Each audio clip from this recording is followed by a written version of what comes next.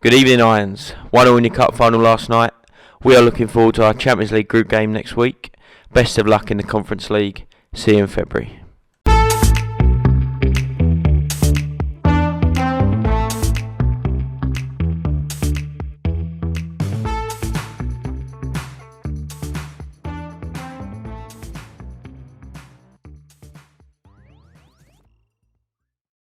Good evening, Jack. How Evening, Tate. You alright? Yeah, not too bad yourself. Yeah, all good, all good. But you're very glad you're sitting there after a draw and not taking the L last night. Yeah, we'll get onto it, but yeah, we are satisfied with a draw. The pod could have been very different. Yeah, very different intro. Yeah, it could have been. We could have been over, I think, already. But no, I'm glad. It's a draw. It's not lost. That's all I say for now. Yeah. And welcome, listeners, to a second episode of Talking Loyal this week. Thank you very much for tuning back in again. And what better place to start than at Tate's teaser trivia? I got my own section wrong. My own segment wrong. Here we go. Right, as you were probably all fully aware, Mr. Erling Haaland scored another hat-trick. Shock. So last night, Erling Haaland became the quickest player in the Premier League history to score 2 Premier League hat-tricks in 5 games. Mm-hmm. Can you name the previous player of that record? So the quickest player to 2 hat-tricks? Yes, before Erling Haaland. Erling Haaland scored in 5 games. If you can give me the name of the player... Just one player's done it? And... No, lots of players scored two hat-tricks, but the previous holder of that record. Yep, okay. For 2 points, 1 point the name of the player, yep, and 2 points for the amount of games. Okay, alright, cool. We'll get back onto that. And the answer will be revealed at the end of the show. Alright, no worries. Right. Well, I think there's only one place to start. Only one place to start. How was your evening at the Bowl with No Soul? Yes. The famous London Stadium, home of the massive club from East London.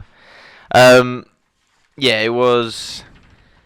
I think both sets of fans probably quite content with a draw. I think... immediate reaction, second half, West Ham probably felt they had the better chances. They weren't clear cut. Some were obviously good chances, but they weren't clear cut. Yeah, and then probably a lot of them were very disappointed. Obviously, they didn't come away with the victory. But yeah, it was first half. We were. I don't know if I wouldn't say we dominated because we up until the point we got the penalty given at the time. And up until that point, we were in control. We looked comfortable. We had a lot of the ball. And then the penalty happened, and the VAR decision, don't know, it just seemed to take forever. We were obviously in the stadium, but it seemed like 10 minutes, 15 minutes. They show nobody replays, do they? Yeah, and you're just left in the dark. At the end, after the decision's done. Yeah, you're left in the dark, and you're just waiting on the ref to do something. And I think it was only like 4 or 5 minutes, but in terms of football, and you're in that moment, it just seemed like to drag on and on. And we just initially, yes, buzzing, we got a penalty, and after the time it took, it was initially given for Crystal handball, wasn't it? Yeah, we just assumed it was going to be overturned, and obviously the ref goes over to the screen, and that's pretty much a sign that it's done. Those ones, like you said, when the longer they take, you just think it's whatever the refs don't pick. Just make a decision. You've made an original decision, and what I've seen one brief replay, and it's very, I don't know, it's one of them, and obviously a Tottenham fan would say it's a penalty, but. Yeah, it's probably the correct decision in the end, but it just seems to take forever to get there. But yeah, after that point from the VAR decision, the momentum shifted towards West Ham, and they were on top. Their crowd got up. Their players obviously saw their chance, and they tried to capitalise. And we sort of rode our luck for about 10-15 minutes. Antonio smacked the post. I don't know if you saw that. Because I can only base it on the 3 minutes I've watched. Yeah. I've been too tired to watch match today so far. Yeah, he's cutting and bent one, and from my angle it looked like he was going to drop into the top corner. But luckily it didn't. So did he start over Scamacca? Yeah, Scamacca. He was not in the squad. I think he's got an illness or something. Yeah, so Scamacca wasn't starting. But yeah, Antonio smacked the post, and then after that, the remainder of the first half, we controlled it again. We kept the ball well, and we didn't really necessarily threaten the goal. We were pretty poor going forward, but at half time we were all pretty happy, pretty content. But we all knew at half time what was going to happen. We all knew that West Ham would come out absolutely flying out of blocks. So you were 1-0 up at half time, weren't you? 1-0 at half time, and like I said, we were nice okay. Little breakaway goal, wasn't it? Yeah, it was good counter. And I think it was Kera scored the own goal, but Rice gave it away. Yeah, on just inside. The Spurs half. Yeah, and then Dyer sort of calmly played it to Kane, which it looks like obvious like a 5-yard ball, but most defenders would just run, absolutely lump it, and it doesn't happen. But yeah, we countered quickly, bombed forward and cut it back, and obviously their bloke knocked it in, but it was inevitable. He couldn't do much about it. Yeah, he was going to put it in anyway. So yeah, half time, right, happy. But again, we knew what was going to happen. We knew West Ham were going to come out, and we just had to ride that wave again. But second half, we just didn't. We were nowhere near it. We were so off it. That Kelly hasn't started great at his 2 home games at West Ham, given 1 penalty away. It scored no goal. But to be honest, last night he was decent. Yeah, and a lot of West Ham said he was very good for them. How's the cat kicker? The cat kicker was okay. He wasn't. He normally enjoys it against Kane. And Kane normally doesn't do that well in like a physical battle, but. Well, I found it interesting because West Ham started a 4-2-3-1, didn't they? They didn't play the 5 at the back I was expecting them to play. I thought Emerson would play again, but they brought in. No, they had Ben Rama started. 4-0.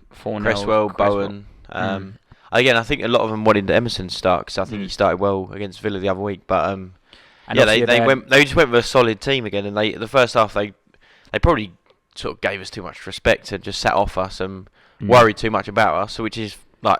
Fair enough, you would. Like, on paper, man for man, we are a far better especially side. Form-wise, they haven't. Yeah, exactly they've struggled to start the season, so they were always going to do that. And then second half, they come out and just. I wouldn't say they went for it because they're still a bit cautious. But yeah, they had all the momentum again. And they scored about 56, 60 minutes. They scored. Yeah, 10 minutes into the second half, Souček. But that was from obviously yes, a goal normally is from a team's mistake, but the goal itself we sort of second half for some reason we just kept knocking it around all nice around the back 4, back 5, and not really going anywhere. And then suddenly someone would just knock it back to Lloris, and Lloris is like notorious that he's not very good with his feet. So he gets the ball back and he panics and he sort of just flicks it over to the left, and instead of just lumping it like we said the other week about Mendy. You're in trouble, just lump the ball long, then you can look up, have a go at your players, have a go at your manager, whatever is going on, have the argument. But yeah, he just sort of nonchalantly knocks it out to the left. Perisic sort of has a little moan up. They quickly grab the ball, they launch it in. Everyone's sort of dilly-dally, no one's really concentrating. We just switched off, and Antonio flicks it through to Souček, and he finishes. I mean, I'm adamant that I've only seen it like 3 or 3 times. I think that's got to be a foul throw. It just looks so dodgy. Maybe it's some players got a really weird direct technique, and it was a flat throw. I mean, I pick it up at more probably fans because Arsenal have had like maybe 10 bloody foul throws in the last year. Though we always get picked up on like 2-3 times a season. Easily. It was in the moment you're not really concerned about that. When you see it again, you thought surely that's a foul throw, but yeah, we're sort of clutching at straws. I think there was 2 moments. Obviously initial moment we had the ball where Lloris boots out, and then obviously from the throw in. I'll talk about him in depth in a moment, but Højbjerg... Well, you see him lose the runner, don't you? Yeah. It was the argue of the ref, wasn't he? He's talking to the ref, but he runs off the back of Basuma initially because Basuma's looking at the ball and looking at Antonio, who Dyer comes and closes. And then Højbjerg's having talking to the ref or whatever he's doing. And obviously he should be running with Souček. He's nowhere near it. Realises what's going on, then he's too late and he scores. But yeah, it was just a poor goal to concede. However, we sort of... In the end, we were hanging on really, and from where we were sitting, you don't really get. Were you lower or upper? Yeah, we were lower tier, and you don't really get a good perception of where the distance is and where the ball is going and what's happening. So towards the end, they had some what looked like really scary moments, and you watch it again and you think, how have they not scored? Yeah, that last one who smashed it across the box, and you see Souček just squeeze a leg out and sliding through. Yeah, and I think is it the new player. Paquet or whatever his name is, yeah. I think he sort of one of them. He sort of didn't know what to do, let the ball go, and he should have maybe controlled it and shot whatever. But yeah, it was. I think a fair result in the end. First half we didn't look like we were going to score loads of goals, but we sort of dominated the first half, and then second half West Ham came out and they were far better in the second half. Quite simply, they were just far better. But it's just typical Tottenham. We all said it. It's just. Classic Tottenham in a game like that, in a West Ham, Arsenal, Chelsea away. We always do it. We just never show up, and the bare minimum you need is effort and work rate and tackling, and you got to match them physically and their effort levels, and we just never do. So. I mean, I know I'll ask you one player who really stuck out for you negatively. Yeah. And you texted me earlier about it. Yes. What about Pierre Højbjerg's performance that wasn't up to his usual? He's just nowhere near good enough. Like, he's not good enough. I've never particularly rated him. Maybe in Southampton he looked all right, and he got away with a lot of things and looked like a decent player, but just he's nowhere near the level that we want. For me, he's a player who runs around a lot, makes a couple of tackles, and that's like it gets fans, they appreciate that. But when you've got no technical actual ability, it's the same. You need to have both. If you're playing for a team like Spurs, remember he reminds me a little bit of Coquelin when we had him, and he was next to a complete absolute baller of Cazorla. And he would literally just tackle and pass the ball 5 yards to Cazorla, and Cazorla would make him look good. But even then, that's slightly different, because Højbjerg, I've got stats to back it up. So all you stat merchants out there that are probably listening and pretending you know stuff, I've got it all here as well. But like you just said, Tate, I can't stand stats. I think they're just a load of rubbish. But I'm like you. I like watching the football, and you like who you see. Yeah, you like who you see. And you know a good player pays more dividends than any other thing. And the one I've been thinking about, and straight off the top of my head, for example, Moussa Dembele used to play for us. He looked incredible and was an incredible player, and everyone agreed on that. But his stats, I'm sure, would look awful. Maybe it's the same as Dennis Bergkamp. Yeah, like with running with the ball and going past players is brilliant. But he didn't really score. He didn't really assist things. But he was an incredible footballer. And that's a perfect example. And I've got the stats to back up, just purely on the basis of Bentancur versus Højbjerg from his first few games. I've got it all. But yeah, like I said, if you look at Højbjerg and watch him, I just don't understand what they see. And I've said it again as well. But we obviously we know nothing. We're just your average people that watch football, support a team, follow football, whatever. But then everyone, Conte plays him, Mourinho played him, even Nuno played him. So there's obviously something about him we don't know. But I'd love to sit down and find out. It's similar, because I remember when people were saying, Arsenal should have signed him. Obviously, he's no better than Xhaka. Yeah. And people give him a lot of stick. Mark giving him a stick in the time. He now is getting to some sort of consistency. Yeah. Probably clip this, because he'll probably make a shocker against United on Sunday. But it's just... But Wenger played him. Emery played him, Arteta played him, even Ljungberg played him when he was there for them 3 games. It's one of them players that they must rely on them. They must be the ultimate professional Monday to Friday, and they must train well. Does he ever get injured? Højbjerg he had a slight injury last year, but because Xhaka's been there 5 years, 6 years, maybe even 7 now, maybe even 8. I don't know, but must have missed 10 games. Yeah. And I totally get that as a manager. 100%. You need your players that you can rely on, and for you, week in, week out, they do a job, but that's just not good enough. Like I just said, do a job. Like what? We're trying to be top 4 and compete and stuff. Do a job. Like, that's not good enough. Just to do a job, like, it's poor. It's very poor. And I'm not having people that back Højbjerg and said exact words. He does a job. He does all the hard running and breaks up play. And he's Brexit FC player, mate. He's good. Someone said last night he's good forward passing. His good forward passing is a joke. So. Yeah, it's why was Bentancur out? We need he to injured? change. Yeah, Bentancur's been injured since the weekend. Oh, he didn't play against Forest. Oh no, he played against Forest, but he came off. Yeah, he's been injured. So it's Basuma's first game. Basuma wasn't good. Like, he wasn't. I'm not raving about Basuma saying he's the best player I've ever had, but bloody hell, Højbjerg, come on, he ain't good enough. He's not good enough at all. Who would be your backup then if you've got? Because obviously Winks is left. I'm trying to. Well, ideally we'd have squad in my brain at the moment, unless they're awful. But Basuma and Bentancur start. We've got Højbjerg. Skip's come back from injury, and he forgot about Skip. Yeah. So but that's the problem with Skip. He's been injured quite heavily, and he's still very young. So it's a bit of a shame. No one knew everyone played him though, because Mourinho started playing him, didn't he? Yeah, and then Nuno loved him. And he might be similar to Winks in that we like him for the wrong reasons, from Tottenham or from the academy, like a young homegrown player, and I probably favour him more than Højbjerg because of that. But yeah, Højbjerg ain't good enough. Sorry, and I'll fight whoever wants it about Højbjerg. I'll take it to my grave. Well, should we get him on the pod? Yeah, I think we'll tag him on. Enjoy that. The Viking, he throws his hands up in the air, gives it a bit to the crowd, fist pumps every now and then, but he's pants. He is rubbish. But yeah, we need to get, hopefully, Basuma and Bentancur fit. Nice little partnership there. Hopefully that's the aim. So yeah. Right, that pretty much wraps up that part. If we move on to the rest of the Tuesday games, well, we'll look back on the Tuesday games, shall I say? We'll only run through them quickly. Yeah, I'm not gonna we won't spend totally too much indulge time in on them. So Palace Brentford 1-1. Zaha again was Zaha scored again, and in his post-match conference, shall I say? Yeah, so he was fuming. He was properly emotional and that. Really, I think it was really going Wiese for scored. it. If I pronounced his name wrong, I apologise. But scored in the 88th minute, and Palace should have battered them. They battered them. But that's a good start for both teams, to be fair. Brentford and Palace, they're looking quite good. Yeah, again, they'll be both happy with that. A surprise of the night, result. Fulham beating. One of the surprises, shall I say? Fulham beating Brighton. Yeah. Mitro again. He's on fire, isn't he? 5 goals now, I think he's got. He's loving it. And Southampton 2-1 against Chelsea. That was the game we watched for the podcast. Yes. And it was Lavia equalised after Sterling. Lavia, I think, is the first Premier League player to score who was born in 2004.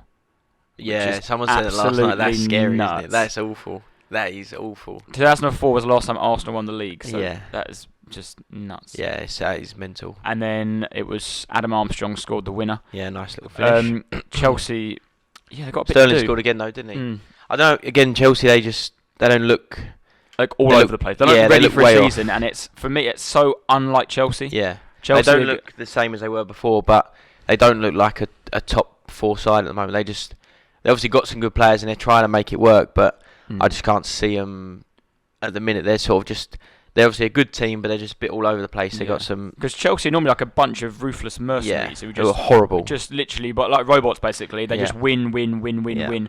And this season they're just all over the place. Yeah, I couldn't even name you their best team. I don't think Tuchel. No, I don't think he knows. Yeah. What he said? He said we're not ready or something. No, they don't look ready. He said something pretty. They've shocking. got a team full of random players. They've got the most scatter approach in the transfer market I've ever seen. And which has continued today. Obviously, it's Thursday, so the final. I don't know what they're looking for, but we'll touch them again later on the show.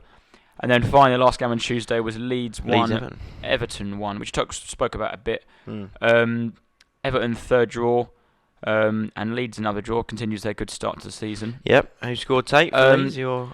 So what is really quite interesting about starting this podcast is we get obviously we can see all the listeners and whatnot, and I've got a friend in final to shout out, Benno, who's a big fan of the pod. He's always messaging me throughout the week, telling me things about the Eredivisie and what's going on and things like that. The Farmers League. And advice and things like that. And so everyone obviously knows that Anthony is signed for United for 85 mil. But he was saying to me, so Feyenoord would have sold a winger called Sinistera. I can't words out. Sinistera.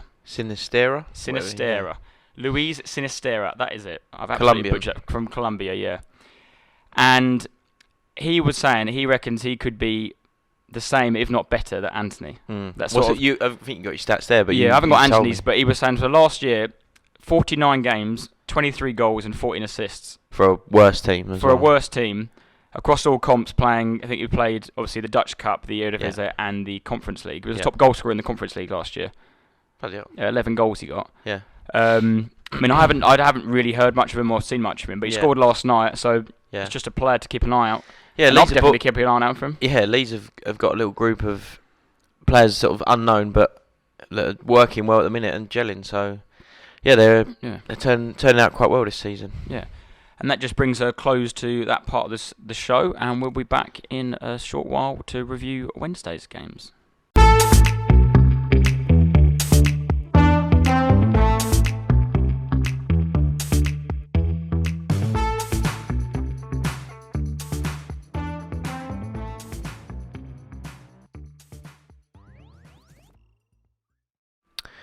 Tate, I was at London Stadium watching West Ham Tottenham last night. You were at the Emirates, Arsenal Aston Villa. How did it get on?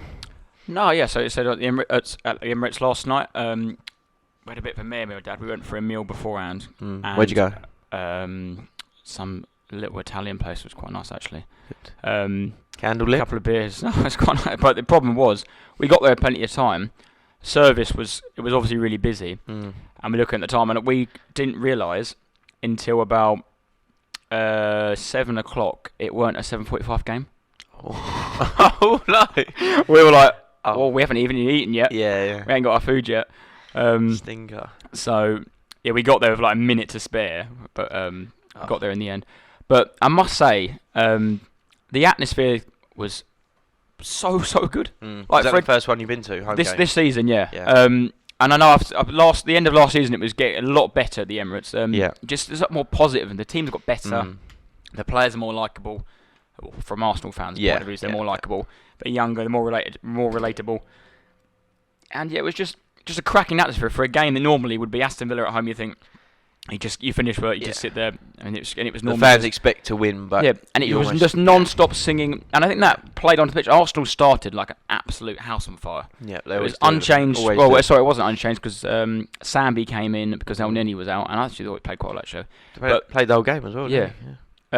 But Arsenal came out like a house on fire, and they absolutely battered Aston Villa that first half. I mean, I know I'm biased, but if you watch Match of the Day highlights or whatever, you watch the full half in general. Yeah. Or even look at the half times. Arsenal had 15 shots on goal. I think 7 more on target. They just started so well. Like, it's the first time I've seen Jesus in the flesh, and my God, what a player! Really. He's just infectious because you watch him and you just can't help but shout and cheer for him. Yeah. And you see the players see him when he's playing at centre forward and he's chasing all the way back to the left back. Bear in mind who you've had there before. I think that's and then you get back thing. Up again. And I'm sitting there, look at my dad, thinking, my God, we had that fat ass Lacazette do that. Back in his boot. Just like he would all Lacazette would do, was just back in, get the ball, lay it off, and not think, wow. Yeah. But Jesus, like you said, is chasing things that mate, he's unheard of sort of thing. Incredible, mate. He just, I'm obviously got very, very low standards to centre forward the last 3 or 4 years. Yeah. But he is just absolutely incredible. And you see Martinelli feeds off that. I mean, he's always a live wire anyway, running around everywhere. Saka's the same. And Odegaard was really, really good last night. Did he score last night? No, he created a lot of chances though. Oh, I didn't know. And we scored about 25 minutes in. It should have already been 1 or 2 by then. Xhaka had a cross that was deflected, which I think that's why Martin had spilled it. Yeah. And then Jesus is there just to wallop it back in. I would. Like you said, Arsenal, from what I saw, they obviously looked like they absolutely battered them. But the goals you scored, even obviously Villa's goal as well, was awful. Just 3 awful goals. And Martin as the goalie, I don't know what he's up to at all. No, that first one, the deflection probably gives him. I'd probably give him the benefit of that just on that because it's happened so quickly. But then he did make so many good saves. Have you seen the one he made off Martinelli? Yeah, the and that's what I couldn't sort of comprehend is that he's made some horrible mistakes and then he's made some brilliant saves. So it's bizarre. A goalkeeper in it. But I was right behind that Martinelli one, and I was like, mate, if that goes in, my God, that's an absolute banger. And at half time, me and my dad sitting there and thinking, like, what a half. How's he not? We just watched bloody Brazil. I mean, as good as we were, I'll have to say same against when we played Bournemouth, we looked really good. My God, how Aston Villa were bad. And the difference between like Arsenal, who are looking reasonably good, to a team like Man City, who are just absolute killers. Yeah, you just know. If that was Man City doing that, it's 4-0. That would have been 4-0, 6-0 at half time. It would have been. It would have been horrendous last night. We'll go on to it, but yeah. They did exactly that. You're probably the same as me. If your team's just battered a team all half and it's only 1-0, you've only got one thing in your mind. Yeah. And we started the second half a little bit slow. Villa were a tiny bit better, but not by much. Yeah. We had a couple of shots here and there. And then, I can't remember what minute it was, like the 70th minute or something like that. Yeah, 74th. 74th minute, didn't they? They got a corner and they brought on Coutinho and they brought on Douglas Luiz. Yeah. Doug Luiz crossed it in. And it was about a minute before that, actually. Ramsdale had a pass. And he was getting twitchy. And I was right behind him, about 10 rows behind him. He's really irritating me. He's been really irritating for a while, actually. He's a strange bloke. He gives me Joe Hart vibes. Yes. And yeah. I really don't like it. I like my goalkeepers to be... I like them, like, obviously, Mad Jens was good fun. Yeah. But you just... I look at the keepers, and Edison is the coolest guy in the earth. Alisson. Like, nothing can faze him. Alisson's the same. Yeah. Even Lloris looks pretty calm on the ball. He's not running around like a Peter's chicken. He's not a nut. Neither's De Gea. But he wants to be involved, and I think that comes from... Well, if you look at 2 English goalies, there's a few options, but Pickford and Ramsdale, they're just nutters. They are absolute freaks. I think that comes from, for me personally, Ramsdale comes from playing at Sheffield United and playing at Bournemouth. They're both shite, and they're both... He was constantly getting peppered. Yeah. He looks like he looks like a kid who's got like ADHD surplus amount of energy, and wants to run around and get involved all the time and make these great passes. But You've had a good game if you don't make one save. Exactly, yeah. I know, Just maybe sit there. that's probably true. He probably needs to get used to some games he's going to do nothing. And Well, that's what makes the best goalkeeper. Yeah. You see Alisson, who could do absolutely jack all game, and then it was just stop a world-class one-on-one. Yeah. But you could tell he was twitchy, and the corner came in and went straight in, obviously. And then he's off complaining to the ref. I don't know. Some of the fans around me was like, "Oh, foul, VAR," and I was like, "Boys, that is not a foul." Yeah. Did That's they just look at it him. or not? They did. They Yeah, looked at it. Oh, did they? Looked at it for maybe like a minute. Yeah. And I was like, "It's no way a foul. He's just stood his ground." Yeah. And like I said last week, the Ederson one was how that not Ederson, sorry, the Edouard Mendy one. Mendy, yeah. That should never have been disallowed, and it's the same. It's the same here. That goal should never have been disallowed. Well, good job for football. It wasn't. Yeah. And he'll learn. Hopefully, he learns from that. Yeah, it was poor goalkeeping. But he could, what is I've got a nice little stat here actually, which is one of my things for Arsenal. They've really done well this year because normally after we concede, the crowd go a bit nervous and it all goes a bit negative down in the Emirates. But so this year, after we've conceded 4 goals so far, and within the first goal we conceded, after 2 minutes we scored again. Yep. And then the second goal was a Saliba own goal. Then Yep. Maddison scored, and within 1 minute we'd scored again. And then on Saturday just gone, Mitrovic obviously got the opener. Yep. Within 8 minutes we'd equalised, and Douglas Same we again scored the last free night. kick within 3 minutes. Martinelli had scored. Yeah. Whether that's a new sense of character or I think it's the fans just keep the team going. They don't turn on the players maybe your enough, players or- are just not at the minute. They're just Their it's what heads it don't is. drop, Like, their shoulders we don't drop. conceded, but you obviously played well the whole game, so you just carry on as normal. And then obviously- following on my point from Ramsdale there, as soon as that goal goes in, he's thinking he's on he must be like 30 yards out his goal. He turns around and does like a 10-yard knee slide and cups the ears right in front of the Villa fans. There's no need for And it. I was like, mate, just calm the fuck Yeah, down. yeah. And then literally Just 2 minutes, chill 2 minutes out, after, yeah. Odegaard kicks the ball out because he's injured. And then Ramsdale goes down because he needs some work on He's his cut his knee. knee, yeah. And I'm thinking, the last thing we need is going to this game, the last 10 minutes, and bloody have Matty Turner come on. Yeah. Is that your second choice? Yeah, Is the bloke you bought? he's the American number 2. The last thing we need is him coming on and then making his debut against Man United at Old Trafford. That's so you true. do not need to do a knee slide. Yeah. I need to, and Just give it like just turn give it a around, little you fist lot fist pump. Yeah, exactly. Yeah. A little clap and whatever. The celebration, don't get me wrong, it's a fucking cool little knee slide. But he didn't score. Ramsdale But didn't you didn't score. score. He didn't get the assist. Like Yeah. you've just made an absolute cock up for the goal, and while you're cupping the ears, just calm down, mate. Yeah. But like you said, I think good performance again from Arsenal, and I expected you to win. Probably a few more goals, and maybe didn't concede. But I think the main thing, like you said, is Villa were awful. Bournemouth have been awful. And that's the only thing in a minute with Arsenal is like, yes, you won 5 out of 5, and to win 5 out of 5 is very difficult. But look at the sides you have played, and you have played some poor teams. Yeah. Well, I'm just trying to think off the top of my head how many points we got out of them games last year. Yeah. I know Palace away we lost. Leicester at home, we did win that last year. Bournemouth obviously newly promoted team, so NA there. And what was the one we played? Villa Fulham, last and that Fulham another newly promoted Yeah. team, so NA there.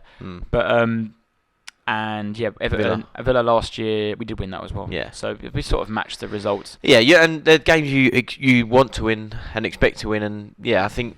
But they're the sort of games, like you said, if you don't, they're the sort of 3 points that your Chelseas, your Liverpools, your Man Cities regularly pick up, and they're the sort of games that your Arsenals and your Spurs normally and that's drop. similar to what you just said with Tottenham. We've got 11 points now. Is it 11 or 12? No. 3 wins, 2 draws. Yeah. So what's that? 9, 11. 11. Yeah. We're on 11 points in a minute, and similar to what you just said. But so like Wolves last year, Southampton last year, we lost back to back at home. Chelsea away, we lost. West Ham away, we lost as well. So yeah, think how many points up you're on. and and like I said, Forest, they weren't in the league last year. So yes, in theory, we've turned those results around, but we know deep down that somewhere along the line we'll lose a game here and there. So yes, like it's a good start for us, and sort of gone away from Arsenal slightly, but the points I think are disguising our actual performances at the minute, and I think we'll get found out soon. Moving on from that Arsenal game, we'll quickly run through the rest of the games, but going from Aston Villa, who played Arsenal, to Aston Villa, who they're playing on Sunday or Saturday. Manchester City 6, Nottingham Forest Haaland, 0. Haaland again. I can't. And we kept calling him a freak and a cyborg and all that, but I think that's almost doing him injustice. He's just incredible. He's just a robot, mate. Yeah, he's just absolutely off the scale. And we were obviously at the game last night, and you'd look at your phone and it said 3-0. Haaland scored twice in 15 minutes, whether it was 20 minutes, and it was kept loading for the third goal, and it was Haaland again. It was like, wow, hat trick, half hour. Erling Haaland again. So yeah, he's just. I don't know what you do. I don't know how you stop that man, and you don't know how you stop City at the minute. Yeah, I don't know how you do it. But and then Cancelo scored an absolute banger, and Alvarez on the double. Yeah, and even Alvarez, a new signing, comes in, scores twice last night. So and Kevin De Bruyne on the bench. Yeah, and that's what we were all saying. We assumed Kevin De Bruyne was in the side, and he gets subbed on in the second half. So yeah, incredible. They're just nothing's changed with City. They're still incredible. So and then I'm not even going to waste any more breath than saying the score on this game. Bournemouth 0, Wolves 0. Yeah, rubbish. Next. West Ham obviously 1-1 with Spurs, and then finally Liverpool versus Newcastle. So a bit of a story about this game. Like you said, people on the phones, people around me were telling me the scores and that. Newcastle obviously took the lead with Isaac. I think I pronounce it, the Swedish guy. Yeah.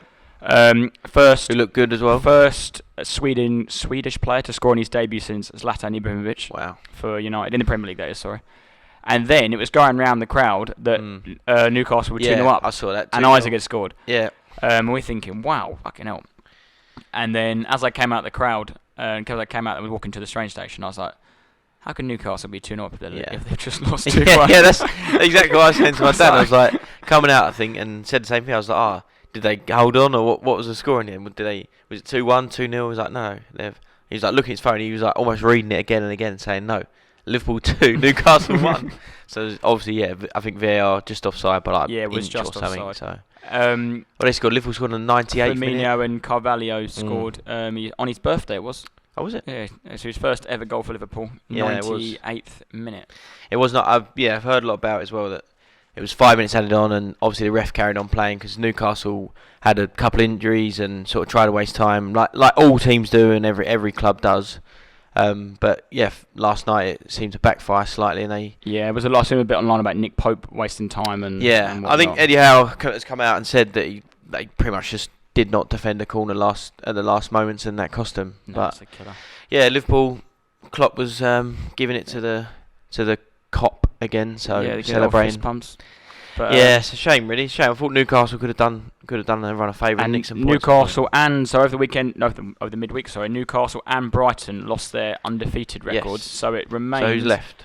City, Arsenal, and Spurs. And the mighty Spurs, are the only ones. Who are the top three as well. One of them will go at the weekend. Where are West Ham? Oh, West Ham are 14th. Right. 14th, yeah. That's all right. Just checking. And I think that bit pretty much rounds up the midweek games. And after a short break, we'll be back to talk about transfer deadline day and the transfers over the summer. So, see you in a bit. All I want is a piece of shit motor to get me from A to B. Well, come down to Sales Bangers, where we sell all type of shit heat motors at affordable prices. Oh, guess what? We've got everything. Fake number plates? What's wrong with that? Built-in ashtrays? What's wrong with that? No seatbelts? What is wrong with that? Why not listen to some feedback from our amazing customers? From where I'm from, I have to steal a car, but with Tel's Bangers, it's stolen for you. I had no cash on me, but at Tel's Bangers, They take any sort of payment. and I mean any. So, next time you're down East Ham, pop down and check out our amazing collection of PS4 cars at Tel's Bangers. As we sat here tonight, it is transfer deadline day, and I feel there's only one place to start this conversation, and we'll start with the biggest spenders of the summer so far. And this is recorded at 2013 exactly, and so far Chelsea has spent £240 million of Ted Bowley's money. Ted Bowley, the Yanks' money. the American billionaire. The Roman Empire is no more. But the American agenda has started. Yes. Like I mentioned earlier in the podcast, I mean, I'm not a Chelsea fan by the slightest means. I couldn't give a fuck what they do. What on earth has been their transfer approach this summer? It's been very bizarre, isn't They've it? chased every random player that any other club has Just gone been for. tossed up in the air. Yeah, we'll have him. Arsenal are in for Rafinha. Oh, let's go get Rafinha. Yeah. Spurs have been for Richarlison. They're like, Yeah. oh, let's go for Richarlison. Yeah, Gordon now as well. Man United were like, oh, we quite like Frankie de Jong. Mm. Oh, we'll go for Frankie de Jong. Yeah. I think Spurs were looking at Spurs, Gordon for yeah. a bit, put a bid on it. And Chelsea were like, let's put a bid in for Gordon. Yeah. There's been no plan, and don't know how it works for them or where it comes from, but yeah, it's been very sporadic, isn't it? Very sporadic. I mean, I'm not, and you might have known, I'm not the biggest fan of big Romelu Lukaku. I think he's absolute trosh. But then you just signed him a year ago for £98 million, and then you're letting him go for £8 million on a loan, and then signing a 33-year-old Pierre-Emerick Aubameyang for like 10, 15 million pounds. Yeah. Like, what? Doesn't make sense, does it? Don't get me wrong. I think Aubameyang will probably score 10 to 15 Premier League goals this season and will be good for you. But where's the strategy in that? You haven't finished last season, finishing third and missing out on 2 cups. Yeah. 2 cup competitions in penalty shootouts, and then you also haven't gone from your Chelsea, as all the Chelsea fans like to remind me. You're the best team in the world. I've heard it apparently. many a time before. Why on earth is the best team in the world got Pierre-Emerick Aubameyang as your striker? Yeah. You all said when he was at Arsenal, he's rubbish, he's finished, he's this, he's that. You 350k a week, he's finished, he's rubbish. You've sold Timo Werner and you've got rid of Lukaku and you've replaced him with Aubameyang. Yeah. Like, I don't get the approach. I don't think they do. I don't. Tuchel, I'm not sure. I don't know if he's panicking or what, but sort of people are clinging on to the fact that he coached him at Dortmund. But I might be wrong, but I'm pretty sure he also sold him to Arsenal. Like, it's the same thing as they fell out. Yeah, exactly. Because he was late for meetings. It was the same thing Arteta fell out of him. Yeah, Aubameyang probably lasts like a year, maybe a year and a half. A year. That's why a year contract is good for him. Yeah. But it's a real peculiar bizarre, one. It's very bizarre to sign him. Very bizarre. I think they've done some good business with Fofana. Although they spent a lot of money, I think that's the going rate for a young centre half. Yeah, I think sadly the money's just gone out the window, hasn't it? It's almost become irrelevant now. If you want whoever you want, if you want Fofana, if you want Harry Maguire, if you want Harry Kane, if you want Basuma, it's just if it's 40 million, you got to go and pay it. You just got to go and do it. So. I think Sterling is a good signing and at a good price. 50 mil for him is pretty reasonable. I think they have overpaid massively for Marc Cucurella. Yeah, Absolutely although I think he's a good player. I think he's a very good player. No, I do, but I also don't think they need him. And I don't think similar to like what we're saying about this, like this sort of strategy or the lack of strategy that they bought Cucurella, Koulibaly, and Fofana, 3 sort of defensive defenders, whatever, left backs, centre halves. And like you said, they got rid of Lukaku and brought in. I know now we've got Aubameyang on the last sort of minutes, but. It's just very bizarre. I mean, I know obviously Alonso is part of that Aubameyang deal. Yeah. They've lost Rudiger, they lost Christensen. I think they were always planning on losing Azpilicueta, but Ted wanted to keep him. Stuck in, yeah. But I'm just thinking about their back 5. They always play back 5. Will be Chilwell. Obviously, it'll be Chilwell. Cucurella is the third centre half, the left side.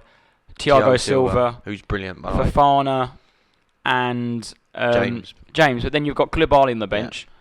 I mean, I know it's also good. Man City have the same as well, but you need depth, you need strength in depth. But I just don't get it. Like, and also, me and Jack have picked our signings of the season and our flops of the season, and what we predict. Yeah, who's your interest? My flop is Koulibaly. Oh, that's we haven't discussed these before, but I've got a couple of other options. So I have actually put as Koulibaly as well as a flop, and not just because of he's got a red card against Leeds, and no, I just don't. I don't know. I've got that feeling about him. I just feel like he's. I've seen him play against English teams. Like, he played a couple of years ago in the Europa League quarters. No, semis. I think it was quarters. It was against Arsenal. Absolute drosh. And last year, maybe the year before, Salah had him on toast for over 2 legs. Yeah, I just don't see it at all. I think it's one of them that people heard a lot about him, and he's brilliant in for Napoli, Syria, and he's like this big controlling centre half, but. Yeah, I think they've signed him 2 years too late as well. Yeah, he's gonna. I just don't think he's gonna be worth it, and I think he could be sold or he won't play or whatever in like a year's time. And I don't think he's the man. Fofana, but then everyone's saying how good he is, but last year he didn't play. He was injured for 3/4 of the season. He's just coming back from a massive injury. Like they sent him to America, didn't they? Because he wanted to make sure he had. That's a huge risk. That's a massive risk, and they put him on a 7-year contract as well. So I think he'll be good for them. I think he'll learn a lot from Thiago Silva. Yeah. And I think he's a proper player in there. Yeah. And going from Chelsea to 240 million to the next team, 214 million £, Manchester United. Whether that's Manchester United money or the Glazers money, they've still spent irrelevant. Yeah, exactly. They've still spent 200 odd million in that squad again. Yeah. Anthony confirmed today. I mean, hands up, I don't really know much about him. But speaking with my Dutch contingency, my Dutch, I feel like what's his name? Fabrizio. My Tate the agent. His contacts in Holland. They're not. They think he's obviously a good player, but they think they have massively, and they said massively, overpaid for him. Like 60 mil, 50 mil, probably fair, but like 85 million pound. I mean, I know obviously it's 100 million euros. It sounds a lot more out there, but 85 million pound is extortionate. I mean, that's the going rate for these exciting players. But Man United's strategy has been horrendous from day one. And similar to what we just said about Chelsea, I was just going to say they've bought just random here and there players. So they were obviously before the Liverpool game they were panicking massively and everyone was saying how poor they were. So they went and lobbed 60 million at Casemiro and doubled his wages and got him in. And now they've just signed Anthony for, like you said, 85 million. And who knows what these players are going to be like. But yeah, it's been, again, I think it's just been a very unorganised and a lack of structure in their transfer window. And I just don't know. And so you've stuck with Koulibaly as your flop. I'm going to go with Christian Eriksen is my flop signing. Yes. Yeah. I was going to ask you. I'm going to go with Eriksen. But just at Tottenham, I think he was a very different player, and he played in a system that worked really well for him, and he was good for us. Same as at Brentford. This team was made for him, wasn't it? Yeah. He was a star player. Let's play for him. I still can't believe he's even playing football. He's even allowed to play football after what happened to him. It's an incredible turnaround, but surely that has affected him in a major way. And as we sat in now watching the United game, he's playing tonight again in the. Well, it's 5th start in a row, isn't it? Yeah, and he's playing in their midfield next to McTominay as a sort of holding midfielder. And I mean, I'm surprised Casemiro hasn't started. Yeah, he's on the bench again, and with Ronaldo. But what's your opinion or your prediction on Casemiro? Will he be a Schweinsteiger-esque player, or will he be? I think he's one of them. Really fucking good for them. He's been incredible, and he's had an incredible career with Real Madrid. But Real Madrid have been the best team, the top two teams consistently for his whole time at Madrid, and he's played next to Modric and Kroos for however how long, and that trio is sort of renowned in football, arguably the best trio in midfield, top three ever, possibly ever. And he's again surrounded by better players even at the back and whatever. So for me, him going there, he's obviously a good player, but he's then got to play next to McTominay. He's got to play with Fred. He might have to play with Maguire behind him. So, United are in. Gone 1-0 up, possibly. Jadon Sancho. Slots it in. Oh. Jadon got 2 goals now. Eddie's got to catch up. But I just don't know. I think Casemiro in that side, I think he'll probably be shocked because, like most people, they say, United are the best team, biggest club in the world. But right now, they're football players. They're actual playing squad, and absolutely nowhere near it. No, they're not at all. I don't think it'll be a flop. I don't think it'll be a flop, but I think it's going to be very, very different scenario at United. I was just watching this goal back quickly, and was it being booted up the pitch? Ward just lumped it long. Is he going to be onside? Where is the left back? Is there a check? No. Oh, he's off. No, he's not onside because they. Yeah. No, he's onside. He's onside. Onside. Lovely finish that. And so moving on from one club that don't like their owners but still spend money to another club that don't like their owners, West Ham United. £163 million. West Ham. Gone in. Yeah, they Paqueta came on last night actually. How'd he look? He played, I don't know, maybe he was in the last 10 minutes sort of came on, but to be fair, when he came on it was like a gladiator walking into the Coliseum. It was like they saw him warming up and they were all getting excited, and he come on the pitch and fair enough, it's a new signing, you're going to be buzzing. Record signing as well, apparently. Yeah, it is club record signing, so they're obviously expecting big things. Paqueta record signing. Scamacca. Yeah, got down just under £40 million for Yeah. him. Yeah. Gianluca Scamacca. And they make Italian. up the 70 million, basically half of it. Yeah. He was 35. Yep. And then the centre half who's now injured, I think was it handball? No. Yeah, he's out to the new year. He's out to the Yeah. World Cup. Is it Aguar? I know nothing about He's from him. Tunisia, I believe. Yeah. That Or could be a flop. Tunisia but or Algeria, one of the two. that's just an easy option for a flop, I think. So. And then the centre half, Kerr, who played last night, who I said earlier was decent last night. So Yeah, German international from PSG. yeah, Got some and pedigree about Cornet, him. they brought Cornet in as well, didn't they? And Emerson Emerson as well, yeah. and Areola as well. They signed. Areola signed, but he was on loan, wasn't he, for the last Yeah. season. So I think I think they were sort of worried, West Ham. They were concerned with the lack of transfers, but sort of last week they've brought a couple in, and Yeah, they've got a Yeah, good I little think squad there. they'll be fine. They'll be West Ham. Like last night, they caused us problems. They'll have their moments. They won't have their season they had last year. No way. But yeah, they'll be a difficult side to play. You don't want to play West Ham, do you? Really? So, Before we move on from West Ham, I know West Ham have got Anderlecht in the Conference League. Have you seen he just signed for Anderlecht today? no, I didn't. Jan Vertonghen. Oh, yeah. Sorry, no, he flew. Yeah, He was flying there, so I'm assuming Yeah. he's gone there. Yeah, interesting. Yeah, so he'll be going back to the Solus Bowl. Yeah. And then moving on to Nottingham Forest. £143 million over 20 players as it stands. I don't know if they're going to sign any more today. Yeah, mean, ridiculous. I'm trying to I find don't them know now, sorry. much. I haven't done much research, to be honest, about the players they've sold. Have they let go 20 players? I looked at they've got rid of loads of players, and a lot of their group that had gotten promoted as such, maybe not played loads of games and really were top players, but a lot of like a lot of championship sides do that get promoted, they do shell out a load of players that were part of that promotion squad. And Forest have done the same, but yeah, like you said, they're 20 players now as of today. 20, It's ridiculous, mate. 20 new players, and not they haven't just got in like 4 or 5 like 17, 18-year-olds, and like a few we've got someone in, we're going to loan them straight back out. They've brought in 20 players to be part of the playing squad. It's ridiculous. Well, the two stand out for me. You got Lingard and Gibbs White. Yeah, Gibbs White was the most expensive one, wasn't he? Yeah, 40 million, 40 mil, I which think, is just so. Yeah, mental. mad. And Lingard. I think I don't mind the idea of Lingard, but yeah, I just think Forest are doing a similar thing to what clubs have done in the past and failed quite miserably at.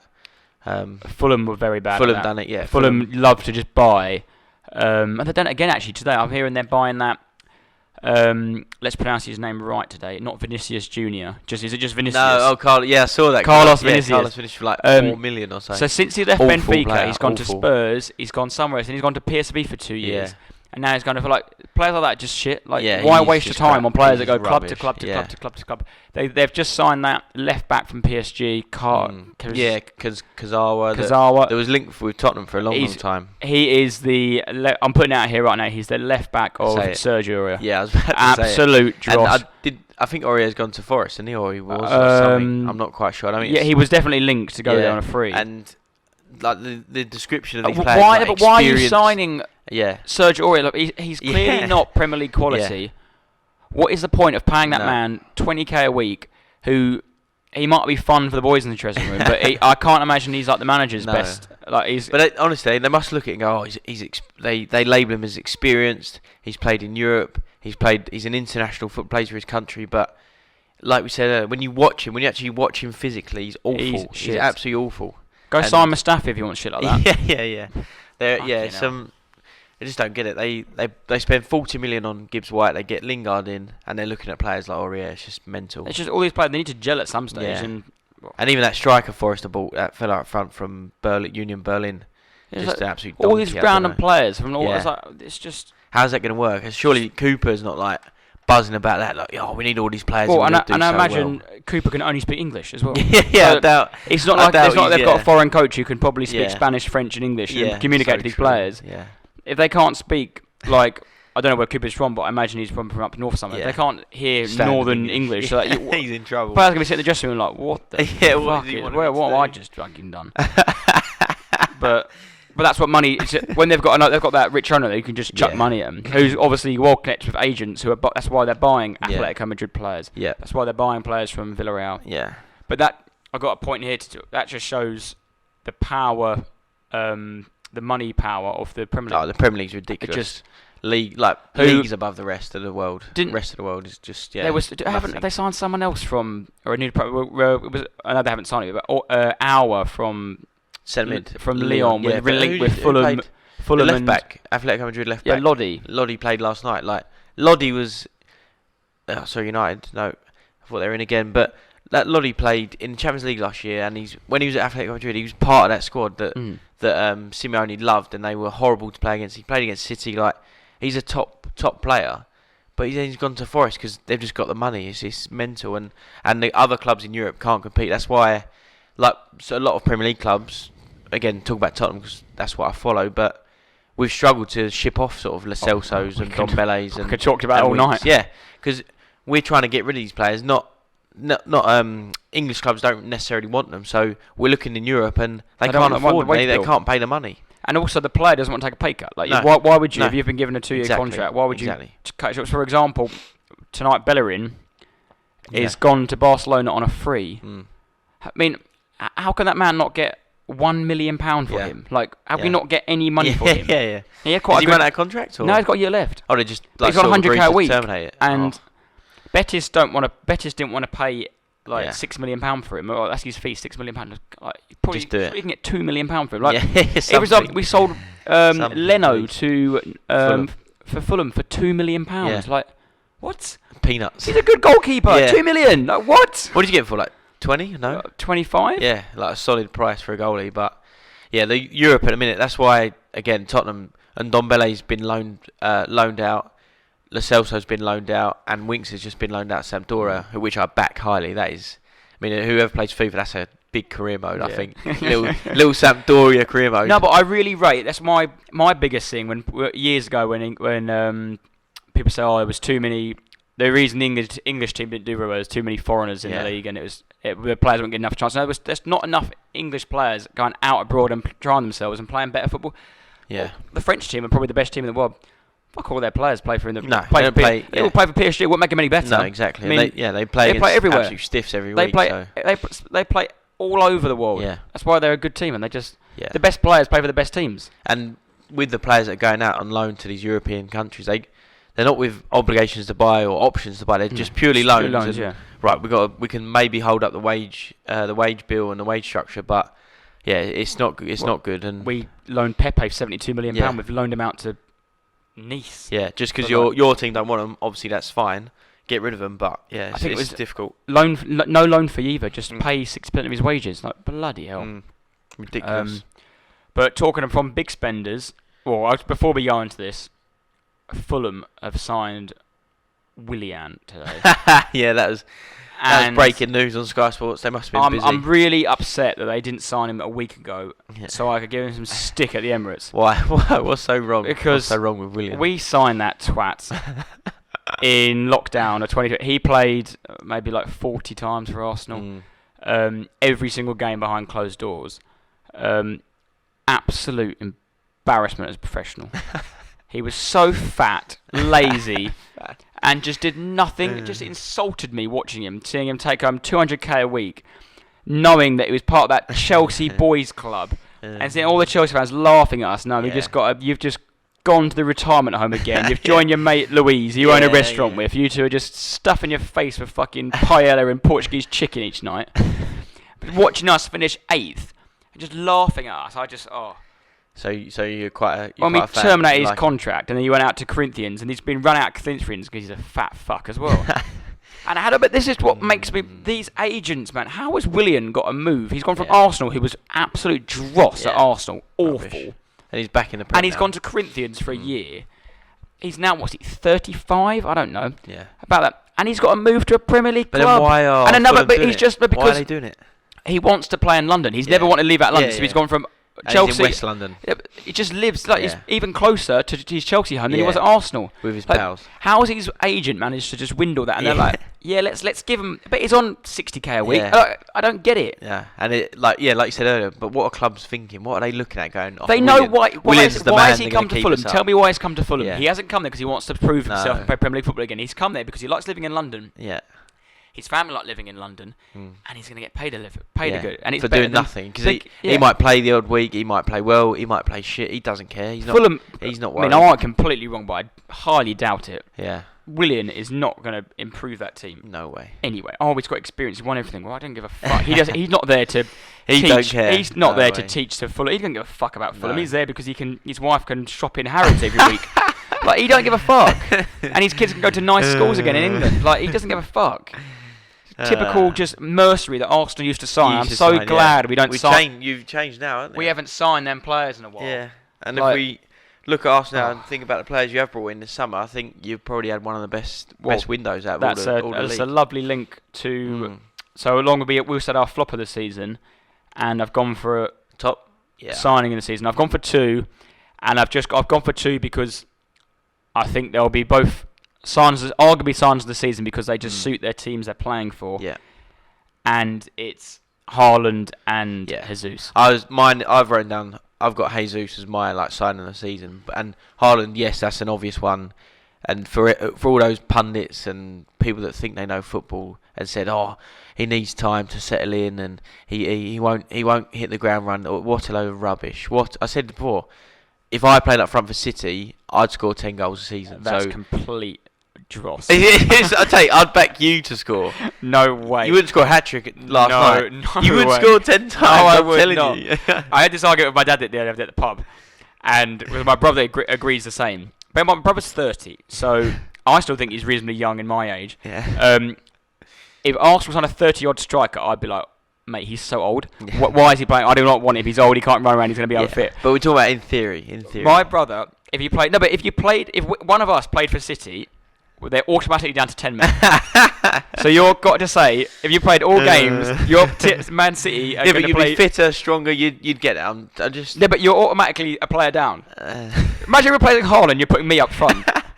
But what I'm saying is, City are a joke, and Erling Haaland is also a joke. So it's irrelevant. He's going to be an unbelievable player. He's going to score 40, 50 goals probably already. And yeah, he's unbelievable. He's just unbelievable, and he's going to be one of the top signings. That's why I said I went for Jesus purely on the.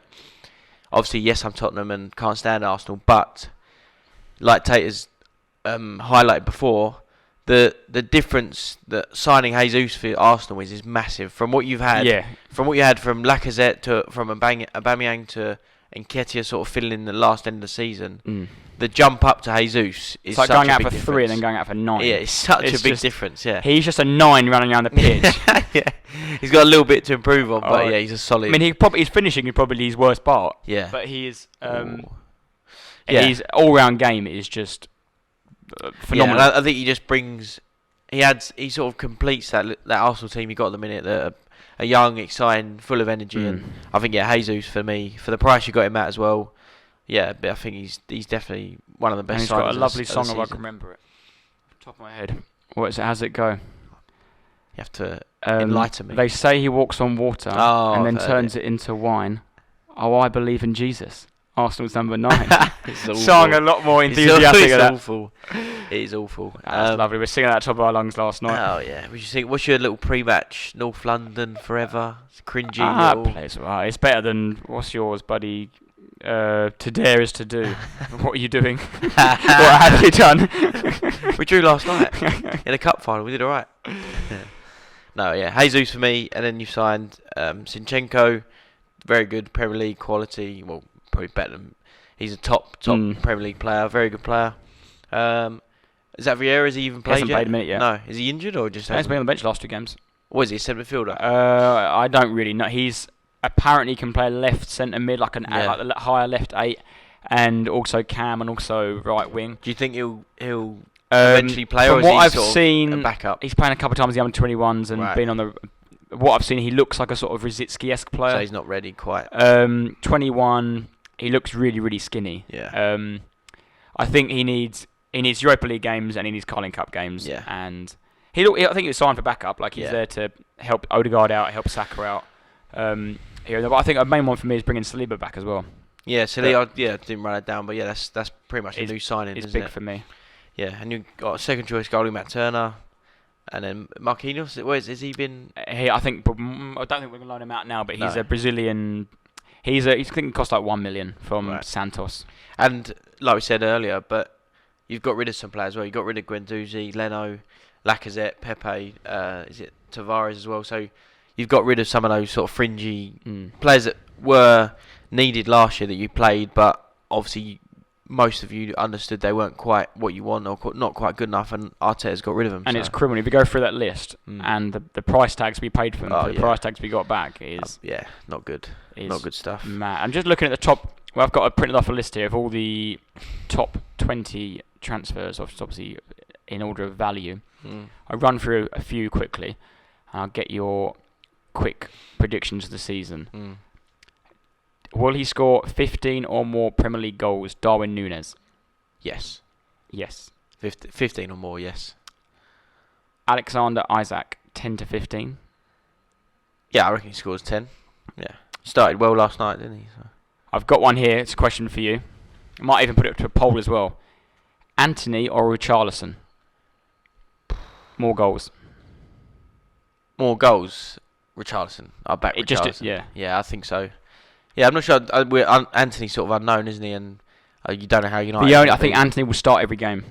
But that's what I was thinking. You can't sign a £80 million player and not start him. And we need on that. We need to change. Son needs to be dropped. Kulusevski is probably going to be the scapegoat because on paper everyone says Son and Kane without a doubt. But yeah, I think Richarlison needs to get run out. But that's a separate conversation. But I'd say Richarlison gets a few more than Anthony.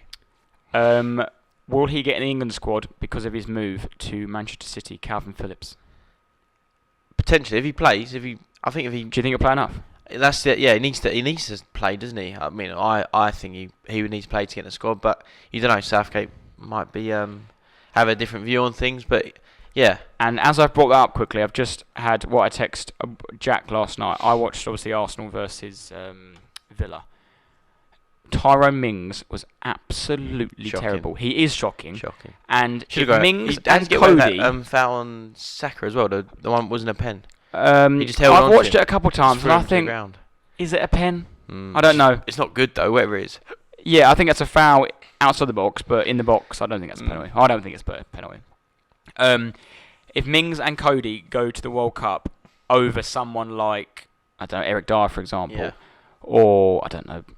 It's just absolutely criminal. Yeah, he's poor. Mings is poor.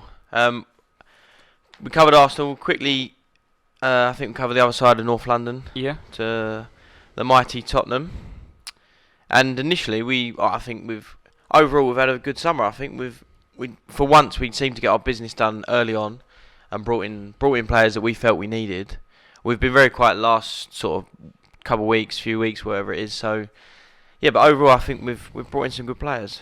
Obviously, Richarlison was the big money signing. Basuma, Jed Spence, Lenglet on loan. Longley, yeah. And Perisic as well. And then similar to Arsenal, got rid of some sort of deadwood and players that just aren't good enough anymore, like Bergwijn, Reguilon, Winks, Lo Celso, Tonga as well. So yeah, I think I like our signings a lot. I can't disagree with them, and I said it before, but.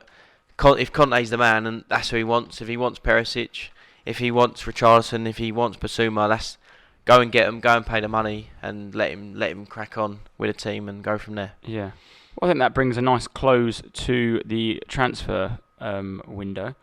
We'll have a quick little break, and we'll be back with the answer to the trivia question. So stay tuned.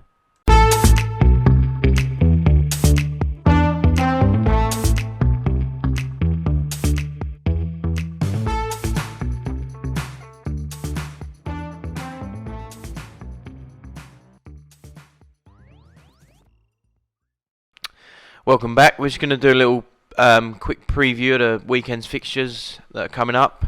So we've got the Merseyside Derby, Saturday, midday kickoff. Chelsea at host West Ham after West Ham's draw last night. Obviously Chelsea losing against Southampton. Spurs got Fulham, hopefully get a win after the draw. And we go to United Arsenal on a Monday night, which is probably one of the highlights of the upcoming fixtures. Tate, what do you reckon on the Monday night fixture? This fixture gives me the heebie-jeebies more than any other fixture in the Premier League does. Fucking hate it. But we could play against Man United's under-21s and we'd still shit our pants.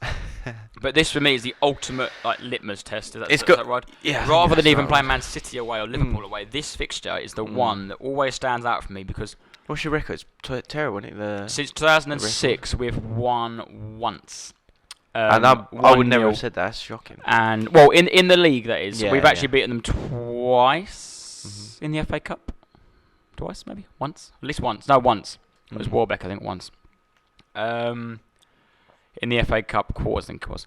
But no, we've won there once in the league since 2006, and that was 2020 lockdown year with no fans. With 1-0 penalty by Aubameyang. I think we'll lose.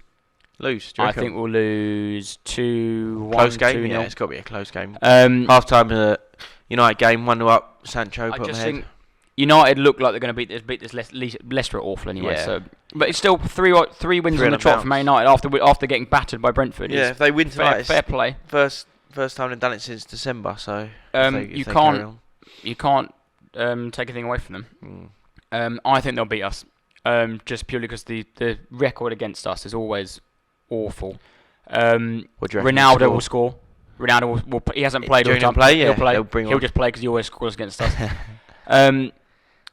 And I'm concerned about Partey still being out and Zinchenko still being out. I would say you're defensively, you're still. I wouldn't say the same Arsenal. That's poor, but you're still quite frail. There's still some weaknesses, and people are exploiting that. And obviously, last night Ramsdale makes a horrible mistake, but you're still obviously you started brilliantly, but yeah, I don't think it's a foregone conclusion that Arsenal win on Monday. So Yeah, well, Odegaard came off last night. Last 15 minutes, he kicked the ball out himself and walked off. So hopefully he's fit.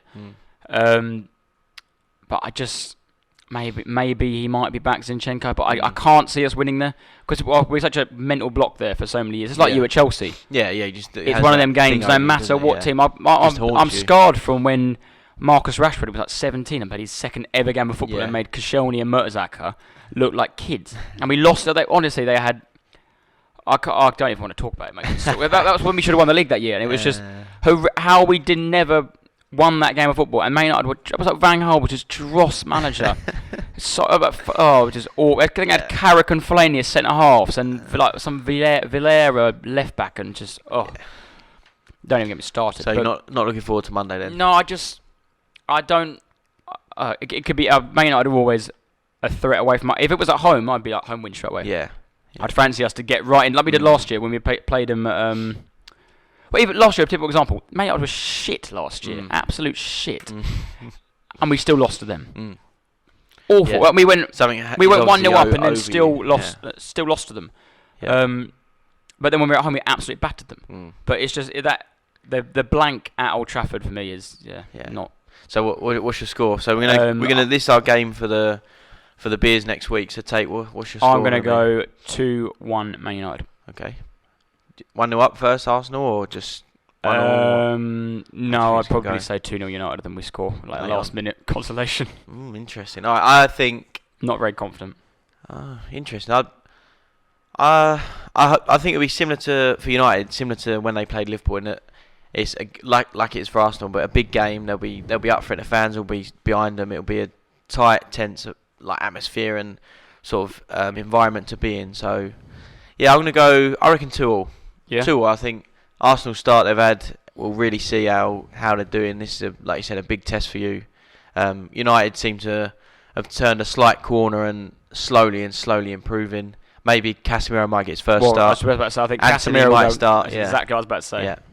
So they've got their new signings. They'll be buzzing around. They'll be excited. So yeah, but it'll be a very different atmosphere Monday, I think, at Old Trafford. So I'm going to go 2-2. Hopefully a quite exciting game for the neutral. And as long as you don't win, then that'll be good. No, I'm nervous about it. But if we do win, then what a statement. Because after that, then we've Huge. got Everton at home, which should be winnable. And mate, if you win 7 out of 7, that's mad. But that's you can't say, oh, you just won 2 or you just won 3. You now have won 7. I know. it's 2 games in it's advance. all ifs and buts. But Yeah. I can't see us winning 6 in the trot, and that 6 No. being Man United. And Man United have a history of ruining our winning streaks. Yeah. Or unbeaten streaks, shall I say. Yeah. So I've gone 2-2. Tate's going to go 2-1 to United. But yeah, we'll see. And we'll see next week, I suppose. And then just to round off the pod, with the answer to the trivia question. Yes. So, Erling Haaland became the quickest player in the Premier League history to score 2 Premier League hat-tricks, which he did within 5 games. Can you name the previous holder of that record? For 1 point, the name, and for 2 points, how many games that player was in. So if you don't want to hear the answer, if you want to guess yourself, then pause. But the mic is now yours, Jack. Hat-tricks. I'm absolutely lost. I've been racking my brains, but I really don't know. I'll give you 3 guesses. 3 guesses, okay. Quickest hat-trick. That's such a hard one. I'm gonna say Mo Salah. No. No, terrible. Well, I'll give you 3 guesses. I'll give you 3 higher or lowers on the number as well.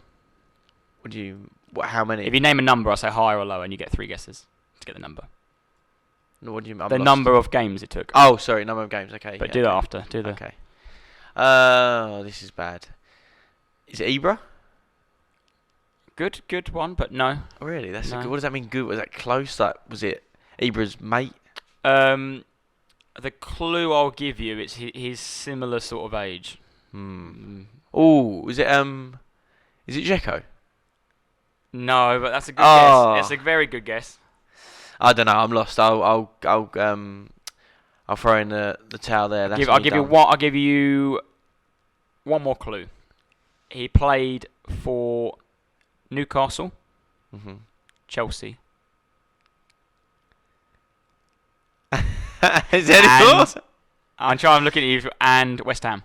West Ham, Newcastle, Chelsea, and West Ham. People will be going mental listening to this. Newcastle, Chelsea, West Ham. Demba Ba?